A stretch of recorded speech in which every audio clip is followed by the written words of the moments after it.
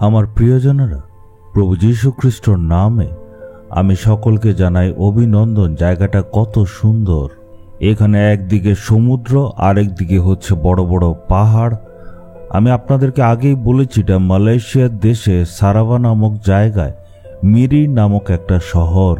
এই শহরের ধারে এই জায়গাটা দেখতে কত সুন্দর লাগছে। আপনারা দেখুন, একদিকে পাহাড়, আরেকদিকে দেখুন সমুদ্র। সেই পাহাড়ের উপর থেকে আজকে আমি প্রচার করছি।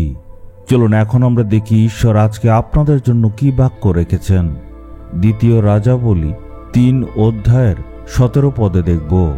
কারণ সদাপ্রভু এ কথাই বলেন, তোমরা বাতাস বা বৃষ্টি কিছুই দেখতে পাবে না, তবুও এই উপত্যকার জলে পরিপূর্ণ হয়ে যাবে।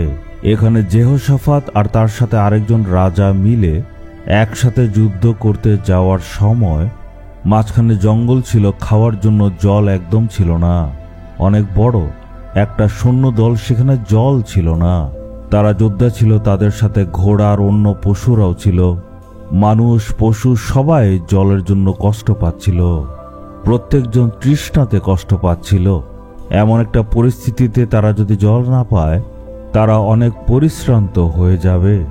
এই ব্যাপারটা নিয়ে যেহোশাফাত রাজা খুবই চিন্তিত ছিল। সে এমন একজন ব্যক্তি ছিল যে ঈশ্বরকে ভয় করত। তাই একজন ভাববাদীর কাছে পরামর্শের জন্য গেল। পরিস্থিতি এতই খারাপ ছিল যে ভাববাদীর কাছে তার যেতে লাগলো। আর তখন সে ভাববাদীর দ্বারা ঈশ্বর সে রাজাকে এবং তার সৈনিকদের একটা পরামর্শ দিলেন। এখন তোমরা যেখানে আছো সেখানেই তোমরা তাঁবু লাগাও, আর ওখানে তোমরা একটা নালা খোদাই করে বের করো, কারণ সৈন্যদল অনেক বড়, তাই অনেক জলের প্রয়োজন। তোমরা একটা নালা বানাও, আর আমি অলৌকিক কাজ করব। এই উপত্যকার মধ্যে দেখবে যে পুরোটাই জল দিয়ে পরিপূর্ণ হলো। তারা মনে মনে সন্দেহ করলো, এটা কিভাবে সম্ভব? কারণ চারদিকে কোনো গ্রাম টাম নেই, শুধু জঙ্গল। জল কোথা থেকে আসবে? ঈশ্বর বলছেন, তোমরা তোমাদের চারদিকে একটা বিশাল বড় নালা বানাও। তোমরা বাতাস বা বৃষ্টি কিছুই দেখতে পাবে না, কিন্তু আমি একটা অলৌকিক কাজ করব। যেটা কেউ করতে পারে না সেটা আমি করব। আমি এখানে একটা অলৌকিক কাজ করব। আজকে ঈশ্বর আপনাকে ও আমাকে বলতে চান যে তোমার জীবনে আজ পরিস্থিতি কেমন, কিছু অভাব আছে, তাই চারদিকে তোমার একটা নালা বানাও। প্রভু বলতে চাইছেন, প্রার্থনা আরো বেশি করে করো, আরো বেশি করে চাও।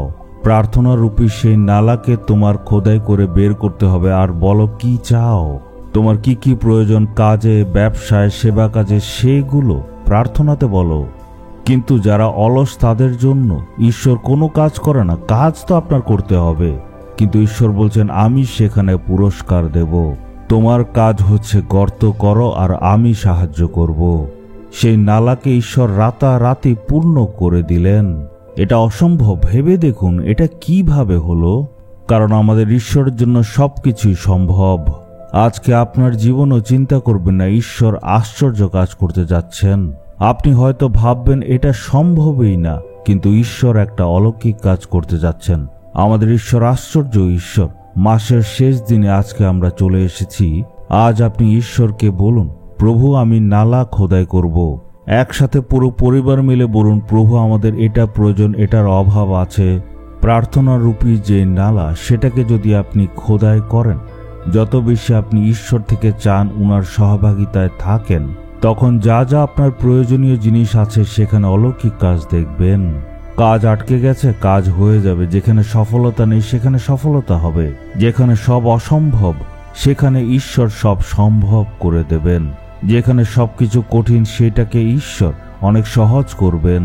আপনি বিশ্বাস করুন। আপনি কি বিশ্বাস করেন? চলুন আমরা প্রার্থনা করি। হে প্রভু, বাতাসও হবে না, বৃষ্টিও হবে না, কিন্তু আপনি জল দেবেন।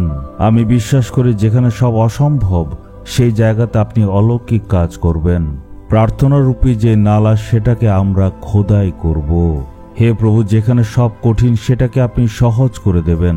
এই ছেলে, এই মেয়ে, এই ভাই, এই বোন, তাদের সকলের জন্য আমি প্রার্থনা করি।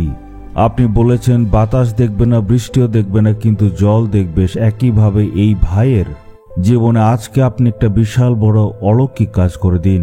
এই বোনের জীবনেও আপনি আশ্চর্য কাজ করুন, আর এটা প্রমাণ করবে আপনি সর্বশক্তিমান। প্রার্থনা যিশুর নামে চাইলাম, আমেন। আমেন।